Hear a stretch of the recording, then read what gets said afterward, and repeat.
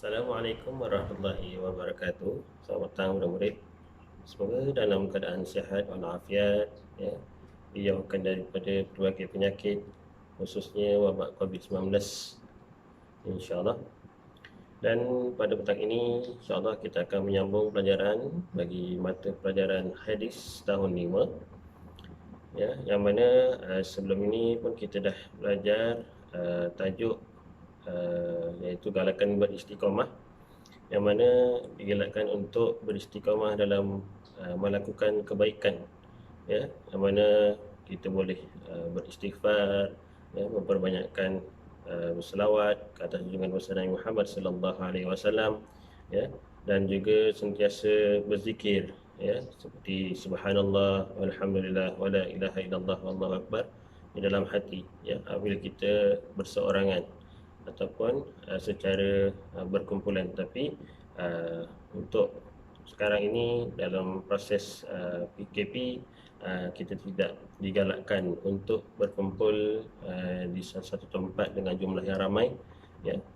Kita bolehlah buat kat rumah, ya, duduk sambil nak menelaah buku ke, ya, mau buat kerja sekolah ke, agak macam dah bosan buat kerja sekolah ke kan, rasa bosan lah pula kan.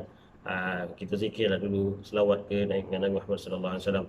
Semoga apa yang kita lakukan itu, ya, akan dapat memberikan kita kefasihan, kefahaman dalam menuntut ilmu, insya-Allah. Baik, sebelum kita mulakan pembelajaran pada petang ini, sama-samalah kita menadah tangan untuk kita membaca doa belajar, insya-Allah. Bismillahirrahmanirrahim. Allahumma iftah alaina hikmataka wanshur alaina min khazaini rahmatika ya arhamar rahimin. Rabbi shrah li sadri wa yassir li amri wahlul 'uqdatam min lisani yafqahu qawli. Amin amin ya rabbal alamin. InsyaAllah semoga dengan bacaan doa belajar itu tadi, pembelajaran kita pada petang ini akan lebih diberkati oleh Allah Subhanahu Wa Taala, insyaAllah. Baik, kita masuk tajuk yang akan kita belajar hari ini, iaitu pelajaran yang keempat bagi tahun 5, iaitu yang bertajuk memperbanyakkan doa ketika sujud. Ya, memperbanyakkan doa ketika sujud. Okey. Ketika sujud ni kita lakukan mestinya adalah waktu kita dalam solat, ya. Wajib ni dalam solat lah, ya, yang mana kita digalakkan, ya, untuk melakukan sujud, ya. Kalau kita tinggal satu rukun dalam solat, maka solat kita akan terbatal kerana tidak mengikut rukun yang telah ditetapkan. Baik. Dan kenapa tajuk hari ini iaitu memperbanyakkan doa ketika sujud, ya? Kerana apabila kita berdoa di dalam ketika sujud, tapi jangan kita berdoa dengan bahasa Melayu, ya. Kalau boleh kita hafal dalam bahasa Arab, kita berdoa pun lagi baik. Tapi kalau rasa takut kita terlafaz dengan ucapan bahasa Melayu, ya, kita boleh bacakan di dalam hati, ya.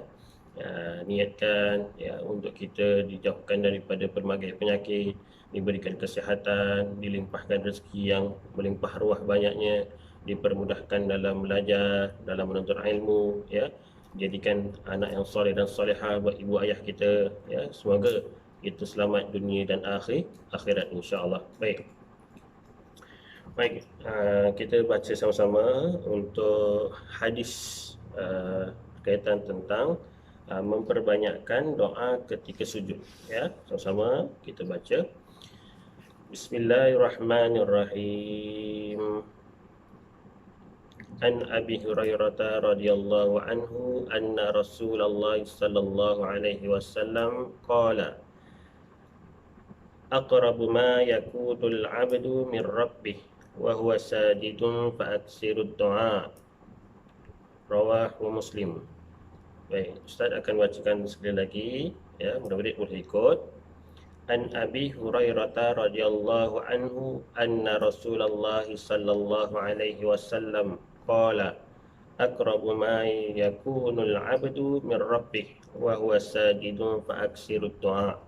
Rawahu Muslim. Maksudnya daripada Abu Hurairah radhiyallahu anhu meriwayatkan bahawa Rasulullah sallallahu alaihi wasallam bersabda, keadaan paling dekat hamba itu dengan Tuhannya adalah ketika dia sujud, maka perbanyakkanlah berdoa, iaitu ketika sujud.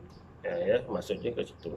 Ya, sekali Ustaz bacakan maksudnya. Daripada Abu Hurairah radhiyallahu anhu meriwayatkan bahawa Rasulullah sallallahu alaihi wasallam bersabda, keadaan paling dekat hamba itu dengan Tuhannya adalah ketika dia sujud, maka memperbanyakkanlah berdoa, yang ini ketika sujud.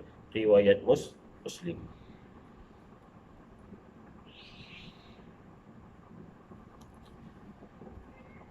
Baik.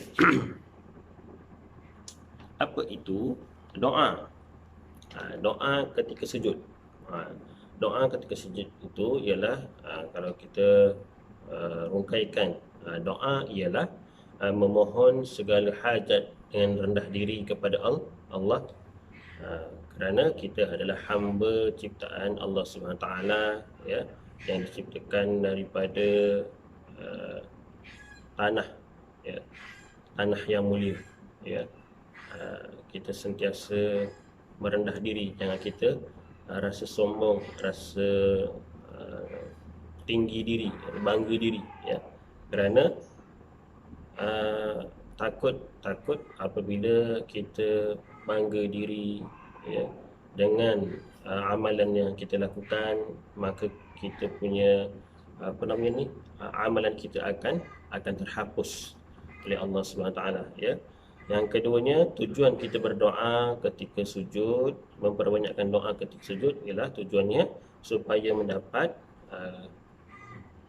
keberkatan, ya, mendapat keredaan dan keberkatan hidup. Dan yang ketiga, memperbanyakkan doa juga ketika sujud, kerana kita paling dekat dengan Allah ketika sujud, dan ianya sebaik-baik doa, hukumnya sunat. Ya, murid-murid boleh lihat dalam buku teks, muka surat 28 hingga 30, ya, berkaitan tentang memperbanyakkan doa ketika sujud. Baik. Seterusnya kita lihat berkaitan tentang kepentingan doa di dalam sujud, ya. Yang pertama kita lihat iaitu mendekatkan diri kepada Allah Subhanahu Wa Taala, ya, mendekatkan diri kepada Allah Taala.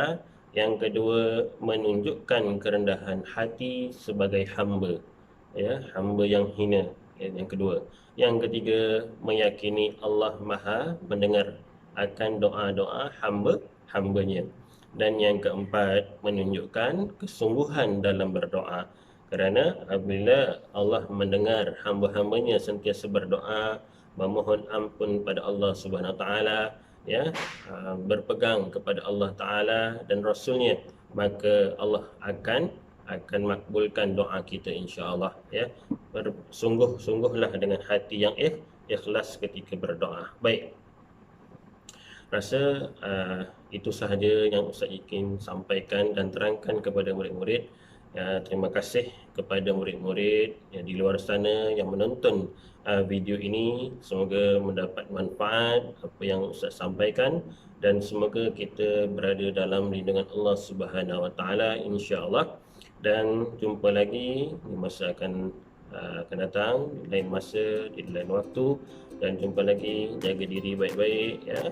Sentiasa memakai pelitup muka, ya, memakai sanitizer apabila kita keluar daripada rumah, dan semoga dilindungi oleh Allah SWT daripada wabak penyakit COVID-19, insya-Allah. Jumpa lagi. Assalamualaikum warahmatullahi wabarakatuh.